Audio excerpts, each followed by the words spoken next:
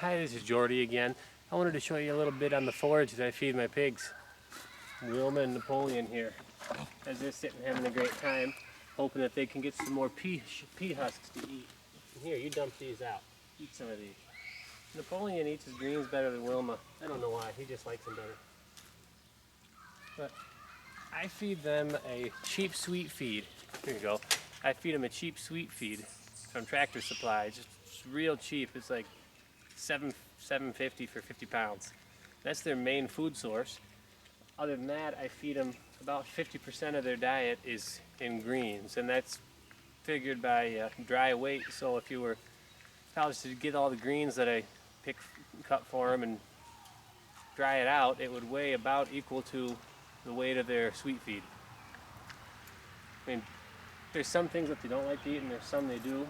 Here's one they won't ever touch. This is the invasive honeysuckle that's all around. I think it's a Japanese, Asian honeysuckle. They hate it. They won't touch it.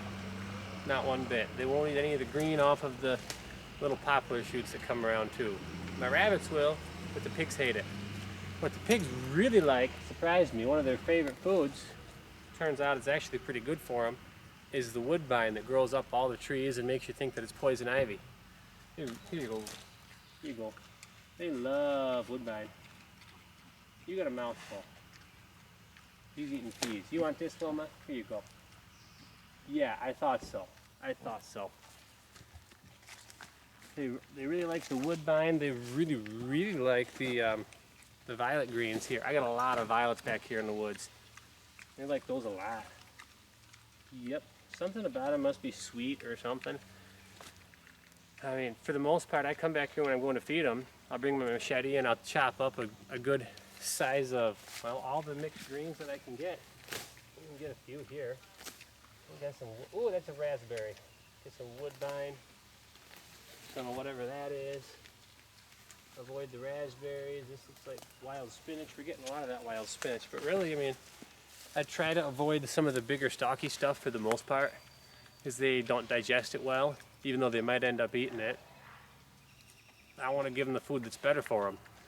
So we're going to focus on more of the tender leafy greens as much as possible. Your tender leafy greens, like your lamb's quarter or wild spinach, well, like the leaves on the woodbine, your tender leafy greens as opposed to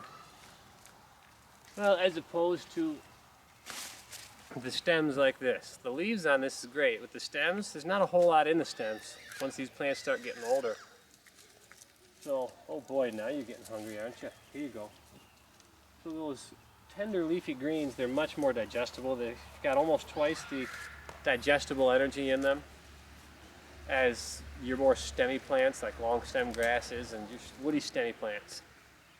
They digest easier, they have more energy in them, they'll have more sugars in them,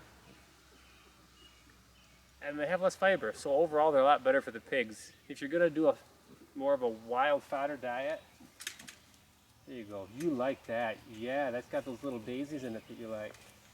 If you're gonna do a wild fodder diet, like a fresh green cut hay before it's dried out, you really want to try and, as much as possible, try and avoid some of the more woody stemmy plants. Go for,